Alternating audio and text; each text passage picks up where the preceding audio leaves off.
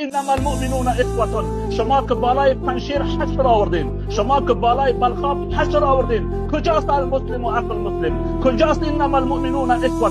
کجاست مثل المؤمنین فی توادهم و تراحمهم و تعاطفهم كمثل الجسد؟ برای کدام آیه قرآن عظیم شما میرین در پنشیر در اونجا شما عملیات نظامی میکنید؟ شما که امروز میگین که طالب غلام نیست، در این طفل معصوم ما در گواره هم میفهمد که طالب غلام پاکستان است. اگر غلام پاکستان نباشه، سفیر پاکستان در معادن افغانستان چی میکنه که چکر میزنه؟ سفیر پاکستان چرا در تمام ادارات افغانستان بدون کدام اپاینتمنت، بدون اما تو سیده میره کتشان میشینه؟ سفیر پاکستان در وزارت داخله که وقتی یک 20 نفر طالب پلیس جور میشه و لباس نظامی برشان میته، سفیر پاکستان در اونجا چی کار داره که در اونجا اینا در حد میره؟ پس امیر المؤمنین کی است؟ امیر المؤمنین این امون منصورها حقانی سفیر پاکستان است. سفیر پاکستان در ادارات